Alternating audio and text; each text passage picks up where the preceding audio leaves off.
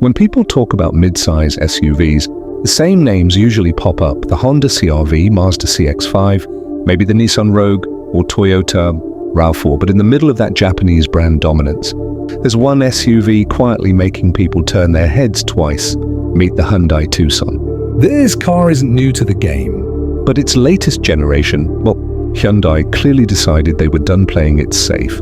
It's bold, futuristic, loaded with tech, and has an engine setup that's more interesting than you'd expect. But here's the thing, as good as it is in some areas, it's not perfect. There are quirks and even a few head scratches that I think you need to know before you even think about buying one. So if you're tired of the same old SUV choices and you want something different, not just for the sake of being different, but because it might actually be better, sit back, relax, and let's dive deep into the Hyundai Tucson. No sponsorships, no marketing fluff.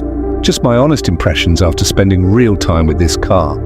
The Hyundai Tucson first hit the market in 2004. Back then, the goal was clear: make an SUV, smaller than the Santa Fe, but bigger than the compact segment like the Kona.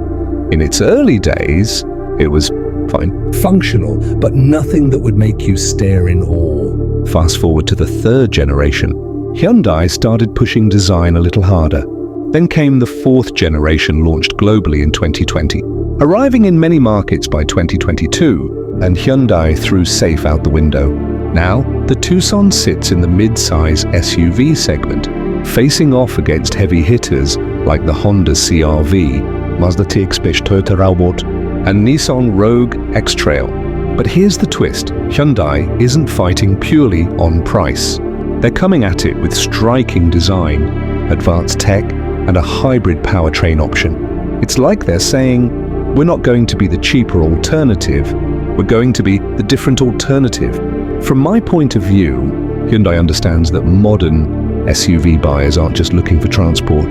They're looking for something that represents their taste. The Tucson's design features, and even the way it drives, show that they're aiming for customers who want to stand out, not blend in.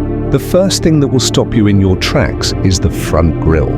Hyundai calls it the parametric grille, with integrated LED DRLs that disappear into the pattern when they're off. In daylight, the grille looks like a solid, high-tech shield. At night, the DRLs light up in a wing-like pattern that looks straight out of a concept car. My take, the wow factor is real. But I also can't stop thinking about what it'll cost to replace if something breaks. From the side, the Tucson shows off sharp character lines, muscular fenders, and in higher trims, big 19-inch wheels. There's no over-the-top chrome, which gives it a more European premium vibe than the shiny, conservative style we see on some rivals. Opinion: I like it from this angle the most. It's muscular without being bulky, and it has a nice planted stance. The rear features a full-width light bar with subtle triangular detailing. The Hyundai logo is cleverly relocated to the rear glass, and the tailgate handle is hidden under the spoiler. It looks sleek, but that hidden handle can be confusing the first time you try to open it. Opinion: I appreciate the design commitment, but sometimes Hyundai seems to choose style over practicality. Step inside and the first impression is modern, tidy, and almost minimalistic. The dashboard flows cleanly, with a fully digital instrument cluster, seamlessly integrated with a 10.25-inch infotainment screen. Soft touch materials cover most of the upper surfaces, though you'll still find hard plastics lower down, something common in this class. The front seats are plush, with electric lumbar support and in higher trims ventilation. The rear seats? Surprisingly generous for a mid-size SUV. Even someone over 6 feet tall can sit comfortably without knees touching the seat in front. Rear passengers can also recline the backrest for long trips. Opinion: this is one of the few SUVs in its class where the rear passengers get almost as much comfort as the front. You get a panoramic sunroof, ambient lighting, dual-zone climate control, wireless charging, and plenty of USB ports. These touches make the cabin feel upscale and practical at the same time. Opinion: it genuinely feels like you're sitting in a car from a higher price bracket. The infotainment screen is crisp and responsive. With Apple CarPlay and Android Auto, though in many markets, it's still wired, not wireless. The Bose 8-speaker system is solid, with clear highs and mids, though bass lovers might find it a bit tame. Opinion: the wired CarPlay thing is a missed opportunity. Once you've used wireless, it's hard to go back. In most markets, the standout Tucson variant is the 1.6-litre turbo hybrid. It delivers around 230 horsepower and 350 Nm of torque, strong numbers for a family SUV. The combination of a turbocharged petrol engine and an electric motor means smooth, low-speed takeoff and plenty of punch when you floor it. On the highway, there's always enough power for quick overtakes. When the hybrid system kicks in, it's whisper quiet. The automatic transmission is smooth, although at low speeds, it sometimes feels a bit hesitant deciding which gear to pick.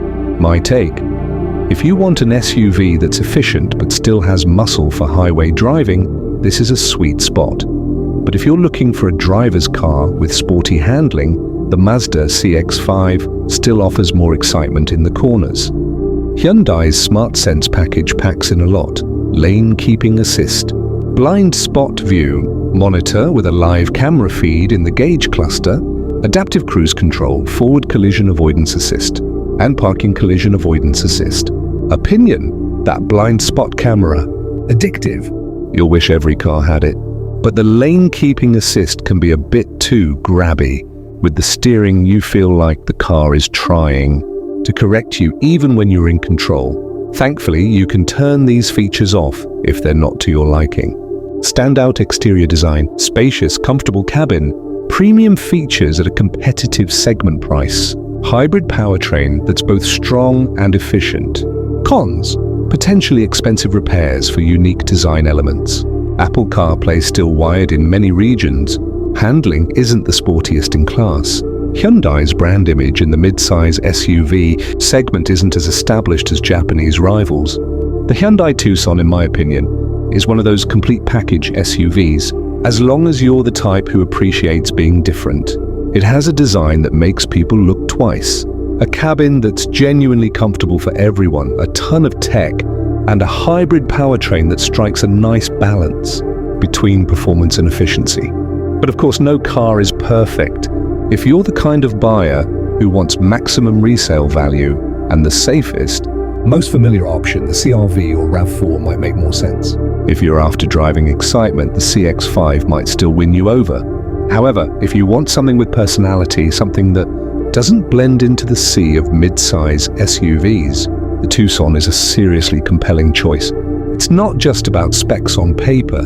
It has character, and that's becoming increasingly rare in this segment. For me, that's what makes it worth talking about.